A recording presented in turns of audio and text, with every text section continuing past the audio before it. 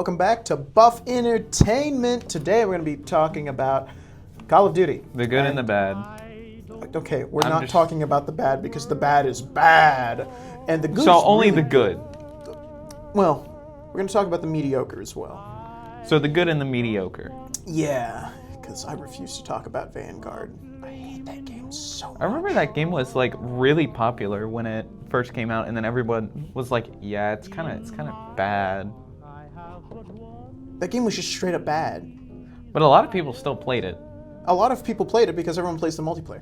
No matter what happens, everyone's going to play the multiplayer. No matter how bad the main campaign or extra side modes are. Yeah, the only gripe I see with, like, the only people that I see, like, beef with Call of Duty is just with the campaign. That's the only thing they really beef with. Okay, well, Vanguard's multiplayer, I never played because I just wasn't interested. I've seen videos on it. I've seen it has some pretty in-depth customization for like all the firearms, which was fun. There was a lot of goofy stuff you could do with the builds there, but at the same time, I could do that in Cold War, the previous game. I think Cold War had like a zombies mode that I just saw like everywhere. Like any it was either Vanguard or Cold War. I don't Vanguard remember. had miserable zombies. Everyone agreed that it was the worst zombies. People thought Cold War zombies was all right. And I personally agree with that. I played Cold War zombies. I enjoyed it. It felt more like a roguelike than actual round-based zombies. And like, I didn't hate it. But you didn't love it. I kind of liked it, actually. And now the campaign of Cold War, really good. It's super short, but it does what it does well. Yeah. I honestly enjoyed a lot. Now, Black Ops 6, the most recent campaign, the most recent COD has a great campaign. It ties into Black Ops sort of, but it feels more like a side story. Like not really Like more of a DLC than really It feels more like a story expansion that takes place alongside the rest of the games. So yeah, a DLC. Sorta, yeah. The campaign, Like once again, the campaign, I must say, is really good. I enjoy it. I like how the gameplay feels. It's fun. So it's a $70 DLC. Okay, Is what I'm hearing. no. It's a $70 game. Because Zombies was also pretty fun. And it is pretty fun. And the Okay. multiplayer is now playable. Is it good? There's Debatable. There's a few guns I wish they added, but they haven't added. For example, a revolver. Like, it's a Black Ops game. There is no revolver. Why is there no revolver? Like, it's a Black Ops game. There is always a revolver. But to be fair, it's probably going to be added later, which I guess makes sense. The Zombies, I've been playing a lot recently. Really fun. There's a few big maps that I enjoy just going in occasionally doing. The multiplayer, now, finally, this is like season 3, so it's been a couple months since it's released. I think they re-released Nuketown, right? They've in the multiplayer? Nuketown twice. And Nuketown was in, like, I think, season 2. I'm gonna keep it a buck. They finally added console support, console-only matchmaking, and the game is so much more playable. It's so much more fun. It's like night and day difference. Because then you would get paired up with PC, and then they would just absolutely destroy trash you. on me. It's crazy. My KD used to be like a 0.5. It is now a 5.0. Yeah, see? Improvements. That is, like, in terms of COD, that is a night and day improvement. Yeah, from... Some of my best games, I average around 7 kills, 3 deaths. Compared to PC, where it was usually 2 kills, 7 deaths, it's night and day. It is actually insane how console-only matchmaking has changed up the game. I have fun in a COD multiplayer.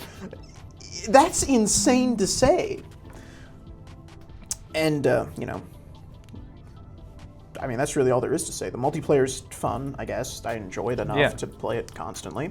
Like, it's a good, like, I'll hop in every once in a while just to, mess around with some guns that I've been wanting to use. They finally added an attachment for this one pistol, the GS45. Now, this pistol has a funny little property of being able to two-shot.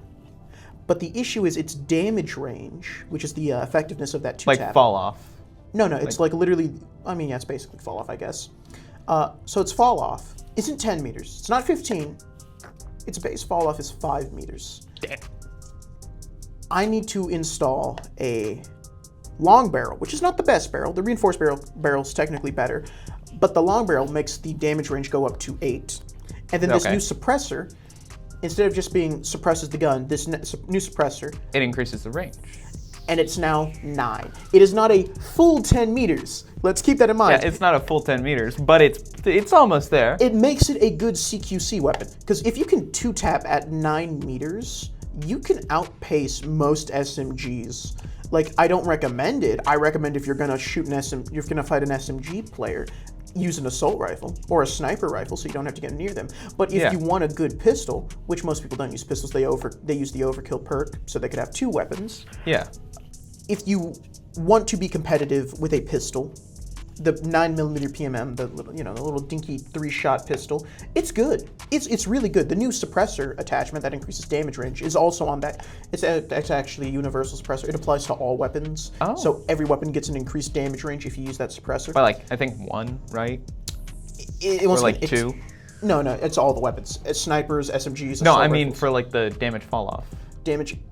Once again, for certain guns, it's not really important. Hell, I recommend just not using that suppressor and using the base one, since there are some downsides to using the monolith suppressor. Yeah. The downsides are just it's much slower to aim downsides. It's inconvenient, but it's not that big a deal. Now, personally, I think the suppressor works best on the GS45. But that's only because the GS45 is so bad without damage range. It is actually insane. And what is it, an assault rifle, SMG? The GS45 is the pistol. Okay, so we're This still is on the pistols. 2-tap pistol that has no range. Oh, okay. Once again, it 3-taps, but its fire rate is so slow that the 2-tap is the only viable use for it. And you also need to be right in their face, kind of. Sort of. Close. Once again, with the long barrel and the new monolith suppressor, you have a little bit more leeway when it comes to 2-tapping, but once again, it is not 10 meters. Therefore, 9. It is essentially useless. If the fire rate was a bit better, the damage range currently, as it stands, Would be justified. it would be fine. I could deal with the 9 meters at max with the mods as long as it fired a bit faster, but it doesn't fire faster. Therefore, it's just not really that good when you can just use the PMM and have a faster firing pistol that can 3-tap. Yeah. Once again, it is insane how bad the GS45 is. When previous CODs have had fast-firing pistols that can 2-tap. Modern Warfare 2 had the P890, which was a really fast-firing pistol. Very fun. I loved it. I messed with that pistol. They also had a revolver in Modern Warfare 2 that I also messed with. My God. There was also lever action, I must emphasize. I went cowboy in that game. It was crazy. They could not handle They the cannot amount handle of it. John Wayne that I was throwing out. It was crazy. I really felt like a gunslinger. I was Arthur Morgan for multiple games in a row. It was fun. Now this game doesn't have a revolver, so I've been making do with the new What guns you've they've got. been adding. Yeah. So for example, the PPSH, that cool Russian submachine gun that's in some CODs. Really fun. It's a good SMG. It actually outpaces other guns. For example, there's the fucking Jackal, which is every sweat's dream gun. For some reason, everyone uses the Jackal. That is even with the multiple nerfs, it is still so good, and I don't know why Treyarch made it so where that gun was the best of guns. And I'm guessing it's a submachine gun, It's a right? submachine gun. Yeah. I'm gonna keep it a buck, man. Russian guns just seem to be the sweat's main go-to weapon. So from what I'm hearing so far, and no other viewings of COD except for of the COD we're talking about, besides a Russian Badger video, which doesn't really count, because it's more just people just messing around, not Yeah. really explaining a bunch. Submachine guns are every sweat's dream. They're it's submachine guns or snipers. And if you want to get real wacky, you use both. So what I'm hearing is you're either firing fast enough to outspeed a jet going Mach 5, Or you're one-tapping from across the map. or you're 360 no-scoping kids. Yep. I'm gonna be honest. I'm one of the people who hard scope. I opt down mid straight up. I feel no mercy, no sympathy. If they walk into my crosshair, that's on them. I'm just That's paying on them. I'm just- Skill issue. Yeah, I'm just playing a point-and-click adventure game at that point. Like, it's not my fault that you are lining up to get shot. Now, when someone out-snipes me, they are trash. They are bad. I am still better. Now, So is trash talk still like pretty Debatable. pretty prevalent? most of the lobbies I go into are super quiet, and I've just come to accept that it's either going to be a super loud racist or no one's going to say anything. And I just decide, you know what, I don't care. So I just stopped using voice chat entirely. I just straight up disconnect it so I don't have to listen to anything. You should. I do. It's great. Sometimes it's funny because it's either you get the most quietest lobby or you get the loudest, just slurs flying everywhere It's kind of insane. lobby. I've learned to just disconnect from voice chat and just focus on shooting the enemy. It's so much better when I'm sniping because I'm not getting yelled at, he's right behind you, he's right behind you. And I turn, he's not behind me, he was where I was aiming, and guess who gets shot in the back of the head? This guy. This happened 3 times. Each time I feel like a fool for falling for it. And, it's you my fool me teammates. once, shame on you. When you fool me in 3 twice. different lobbies, it seems like I'm the fool here. Now, once again, Black Ops 6, very fun. The game has so much potential. It's just that the fun guns, like the pistols, are just bad. they are so bad. It is insane. And then the guns that make the game not fun are good. And they're super sweaty and they're very boring. That's the thing. Yeah. The gun themselves aren't bad, it's just they're boring. Like, why would I want to use the JAK when I could use the PPSH? Which technically that itself is a meta gun, I guess. I like it just because it looks funny. Soviet gun. If I'm gonna pair that with a PMM, I really feel like I'm protecting the Soviet Union. Soyabistiev, comrade! Yeah. I don't even know what that means. I'm gonna be honest. I don't know That's what like that means one phrase either. of Russian I learned from Modern Warfare 3. You don't know? I have no idea. I'm learning German, not Russian. But yeah, they also recently added this one gun, like last season, the TR2. It's basically the FAL, but instead of it's being fully auto, it's a semi-auto gun. It can 3-tap at like 30 meters, which is really good for a marksman rifle, because the only other good marksman rifle is a burst fire gun, which now has a fully automatic conversion kit for it. Oh. Once again, this new conversion kit, meta as hell. Everyone loves it. It's basically the Sweat's new go-to overkill weapon with your sniper rifle, or SMG if you're mentally ill. I personally I think it's okay. I think it's good. It just makes the SWAT like slightly more viable as something else. Personally, I don't get the hype around it outside of in Warzone, where in Warzone that gun is so good. It's not as good as my guns, which are not at all meta. They're actually from like 3 games prior. In MW2. Yeah, so with the new health system in Warzone, the lever action is good. I can 2-tap with that at full plate. I am a threat to society. And then my primary is a conversion kit from Modern Warfare 3 that turned this one futuristic gun into an actual burst fire laser rifle, which can also 2-tap at 50 meters 2-tap at 50 meters. with an assault rifle. And it's an assault rifle, not like a sniper or No, it's like an a assault marksman. rifle. Once again, the Jack Death March conversion kit is so good. Is it like full auto or It's is a it burst fire gun. Okay, it's a burst Burst fire. of 5. Literally. And you have to hit all 5 bursts, I'm guessing, Yes. to kill. Okay. But once again, one burst breaks their plates completely. Yeah. If I combo that with my lever action, it's just a 2-tap. It's a 2-tap kill. Yeah. Once again, it's good. Now I've recently switched out the lever action as like I've treated it more like a sniper rifle with a reflex sight, which is actually insane to say. The Jack Deathmarch I've been pairing with a shotgun to just be a menace at close quarters. Like the shotgun can 2-tap, which is the funny part. Which all shotguns should do. Most don't. I'm gonna be honest. MW2 All shotgun. shotguns should. Most of MW2 shotguns are super weak, mainly because they're faster firing. So they're Okay, if they're faster firing, their damage should be, low. But if they're like slow firing, then they should like, Oh yeah. 2-tap or even 1-tap if you get it in the right area. Roughly, yeah. Because that should be like the trade-off. Yeah. Because you're getting like really close and you're firing really slow, but you're doing a crap ton of damage. Oh yeah. In Warzone, the shotgun is super good. Just Like, sure, it's no sniper rifle, which can one-tap if you hit him in the head, which, you know. The fact that I have to emphasize that that's something that could happen, maybe. Sometimes. Kinda. Maybe. Not really. Perhaps. If you get lucky, maybe. Once again, most snipers have like abysmal damage range for the ranges that people are usually fighting at.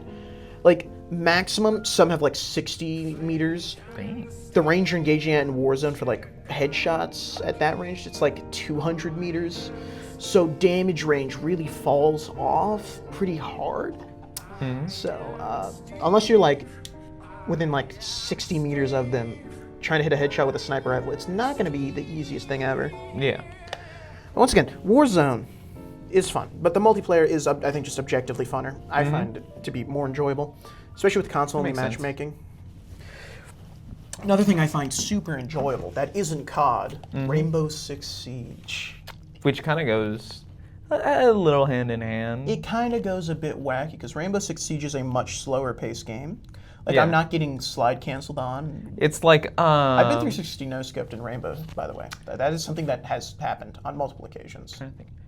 It's like going from like Super Smash Bros. To Mortal Kombat. It's way less fast-paced and way... It's like going from Super Smash Bros. Ultimate to Mortal Kombat X. I'm just saying any Mortal Kombat game because I find the Mortal Kombat games a little slower. Okay, well, Mortal Kombat 11 was pretty fast-paced. Mortal Kombat Yeah. X was much slower. And then Mortal Kombat 1 was slower as well. Yeah, I think a bit faster than Mortal Kombat X. Anyway, as I was saying, Rainbow. Very fun game. I enjoy it. The slow pace, like tactical shooter aspect. It's essentially a hero shooter. Like, Yeah. let's call it as it's a hero shooter.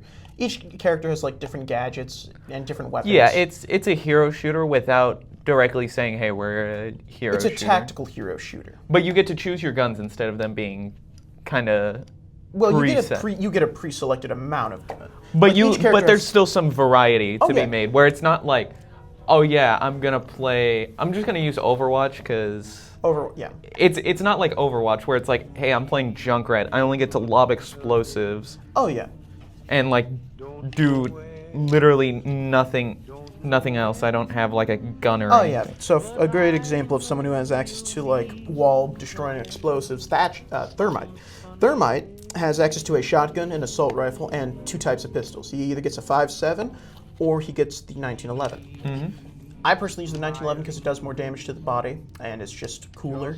God's chosen gun, the 1911. Yep. And also, Thermite shotgun just isn't really that good. His assault rifle's just better.